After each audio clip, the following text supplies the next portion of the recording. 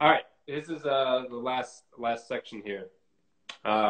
This is anyone looking at the notation on the website, soundslice.com/community. This is bar 14. It's C. It's like a insane pseudo chromatic passage here that's ascending. Reminds me a lot of like a Django passage, to be honest. That's where I'm coming from. That's where I'm here. But I'm gonna play it up here. Probably where I lifted something like this, right? In the spirit of what you were talking about before, I'm gonna back it up maybe a bar just to hear the context leading in. Here we go.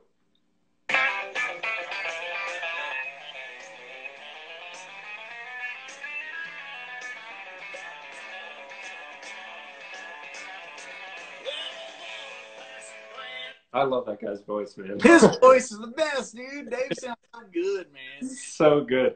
And So I think like 30 seconds later in this recording, the steel player does a Mario lick. yeah. It's like the underground Bowser. Just Yeah. yeah. So let's talk about the concept behind that lick. Is approaching everything in the chord tones from literally a half step behind it. I don't know if that's the exact notation. Sure. I was improvising, flying by the seat of my pants when I was doing it. But if we were to take any chord, for the argument's sake of the stream, let's just take A. And when I start, minor third, major third. And now I'm going to do the same idea behind the 5. And then the 6, then the 7 to root, 9. And you can change the timing of it and only slide into every 1. You see what I'm saying? Mm-hmm. So it ends up being unpredictable. It's not this kind of thing. Where that sounds like I know what's going to happen next. Yeah. The slides end up being what makes it sound really, really cool. And again, it really doesn't matter what the harmony would be. Here's a 5 chord. You could do it over a 4 chord. You could do it over a minor chord. Really, to me, the concept works anywhere on the fretboard if you just see your chord tones. And then, but I would use dominant 7. Yeah. Hold certain notes, it gets kind of pedal steel-ish. That kind of thing, Yeah. That'd be a really cool one. I've never played that before. Yeah. So we've all learned to lick together. Yeah, so that's...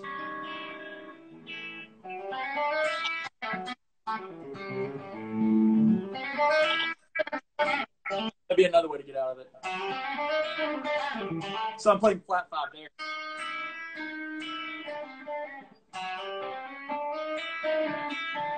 Yeah, those ringing minor seconds are really awesome. Just like overlapping like that. Very much like this guy.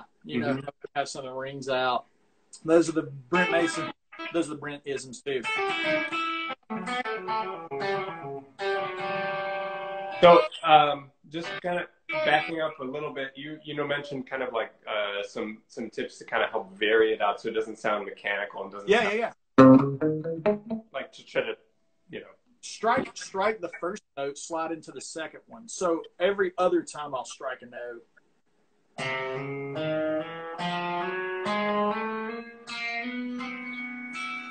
Cool. Or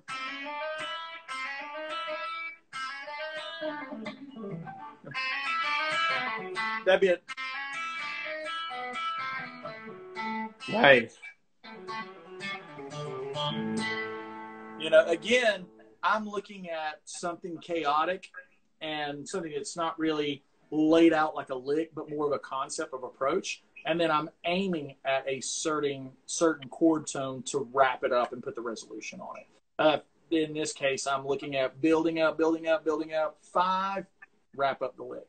Sweet. So essentially any note. Now I'm going to play diminished. right? So that's using both at the same time. And when I improvise, that's very valuable to have everything on my plate in front of me and be able to implement it however I want. And I'm only aiming at the resolution. So you could do anything. I mean, you could do half steps, diminish, whole tone.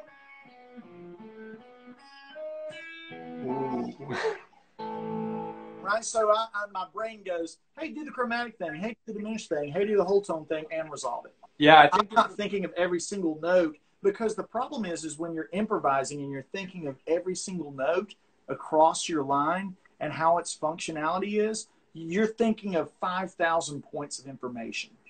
Versus my brain goes, do the half step thing behind every chord tone. Now I've got this many notes that I'm working with. Mm-hmm. And then it goes, now do the diminished thing. Now I've got this many notes. Now play the whole tone thing. Now I've got this many notes. Okay, idiot, resolve it and tell these people you know where you're at. Boom. I think that's, I mean, when we were talking yesterday and you were describing this just a little bit, I said something like, it sounds like you're, you know, it's not like you're playing chess and you're picking one move. Like it's these progressions. It's like these, you know, 3 steps at a time kind of thinking that, you know, it's really cool. And I think it's like an aspiration for any of us improvisers to want to get to that level and think that way, because it's this arc. It's more of a and I think it's easily I think it's a bit easier achieved than it sounds like. I think it's really intimidating when you hear someone talk about it like that, but I think it's far easier if you just know really core basic theory. Look at where your 1, 3, 5, and 7 are, right? To quote the famous Scott Henderson, don't play any of those. When the resolve happens, right, you're looking at all the things that are outside, whether that only be taking one note that's outside. Let's take those core chord tones, and let's add this one.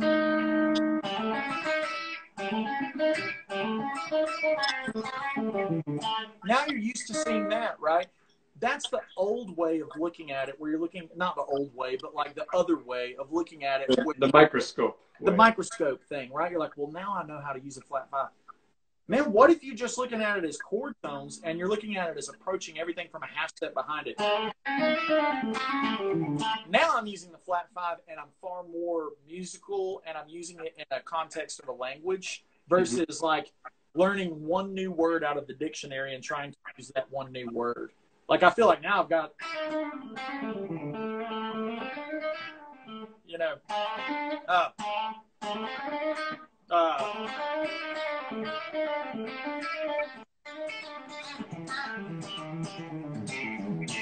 right, and instead of just thinking about flat 5 and how I can use that one note, I'm like, oh, just look at chord tone, move it around behind it. Same way. So the chromatic thing that we liked in that solo, man, I probably only thought about 3 notes for every 7 that were being played. You were abstracting so much out. Like it's like the sentence is, here's the concept. That's it. But it's like, here's the concept. Here's the concept. Here's the concept. Here's the like if you rhythmically played it out, like you're just stretching out this idea, and you know it's taking its time, and you're having fun with it. Like it's great. And then the most important thing is being aware of where the downbeat is going to be in the resolution, because that is the way that the listener knows that you know where you're at and you are having fun, but sticking the landing. You know what I mean? Right. So it can be applied. You can apply these things in a blues to get started and just look at every chord as its own home base dominant kind of chord. And then, so if we wanted to work our way through the blues with using this thing, 2, 3, 4.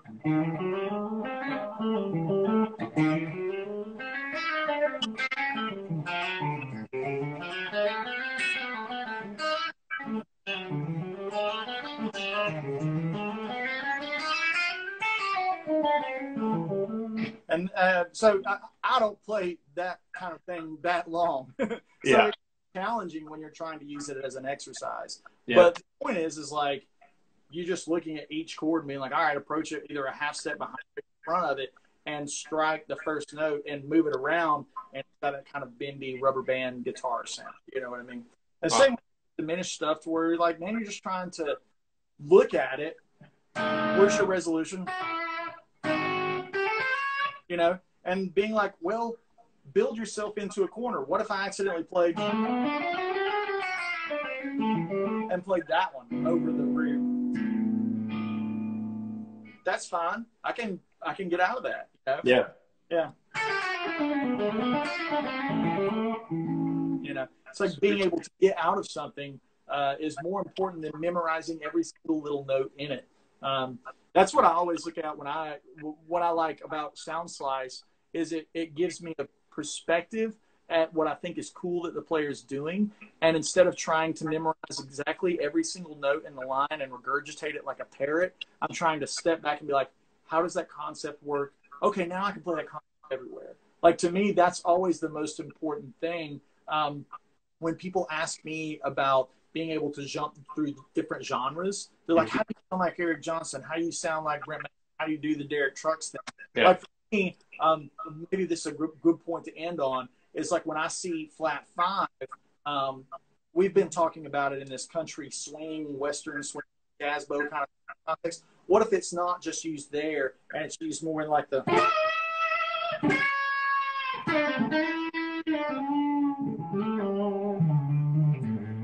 You know, that's more of like a Trucks thing. Yeah. You know, kind of, it's like looking at everything from a tonal aspect, a sound aspect. A metal kind of aspect would be, you know, if I had a lot of distortion, that would be the Paul Gilbertism. You know what I mean? And it's looking at all of music that I like, all of Western music, and being like, man, it's all really related. You know what I mean? It's just changing the tone and the timbre of it to suit your evil means and what you want to hear in your mind, and not just being like, this interval can only be applied in this one way because so-and-so said so one time. You know what I mean? It's like, it's I feel like the music as a language is a lot broader if you open your mind up to tone and sound. And again, something we talked about yesterday, that solo has a lot of that really articulate, fiber picking, very staccato, everything's, you know, it's like got that thing. You can take all of those concepts and apply them to a smoother sound, smoother tone, or the Derek Trucks thing, and you're doing the faux slide with the same concepts, right? And by that, the same harmonic concepts. Because again, music is harmony, rhythm, and tone and sound. And I feel like tone and sound gets overlooked. Yeah, that kind of timbre side of things. Everybody's obsessed with these two, and they let this one go away. And the reason we all love Steve Vai, Derek Trucks, Mason, Eric Johnson is because of that one. Oh yeah, they're singing. They're like, yeah. Man, you know, I don't think there's as many guys that can, you know, talk about these concepts, but then, you know, demonstrate them with the fluidity that you have. So, you know, it really means a lot that you took the time to do this. And I know I learned something. I know there's stuff that I'm going to try out from here. And I hope. I don't know what I'm doing. I just justify it. I think I don't know. I think that's true for people watching at home too. And I hope that's true. And, you know, I want to say a big thank you for doing this, kind of want to explain that series with us. And, you know, I want to make sure people know you've got a new YouTube channel. You told me it's blowing up. It's popping, man. And if you have a version of this interview that you're going to upload to your YouTube channel, I'll do the same thing on mine if it's cool with you. That way, the people that follow me over there that didn't get a chance to chime in, that maybe were in different time zones or whatever, they can catch it later. So send that. Yeah, it's Andy Wood Music on YouTube. It's a series called Welcome to the Woodshed. This week we had a special guest, Seth Rosenblum. We filmed some content before Corona happened, and I just edited it down. And he does a great job of demonstrating and talking about using a vice grip style thumb grip to emulate different vibratos. Releasing the pressure of the thumb helps him emulate Stevie Ray Vaughan or Clapton or B.B. King. So all of the secret to his vibrato is in the pressure that he applies. Far out. So the width and the depth of his vibrato is it's completely tied to his thumb. So check that out. It's really killer, dude. And he makes it look easy, which is the best part, you know. Awesome. So everyone at home, look for this on our YouTube channels because we'll rebroadcast it for anyone just catching in the end. A huge thank you to Andy Wood. Check out the new YouTube channel for Andy Wood that we will definitely be linking to on our blog version of this. You can find the full transcription, soundscience.com/community. All the links will be there.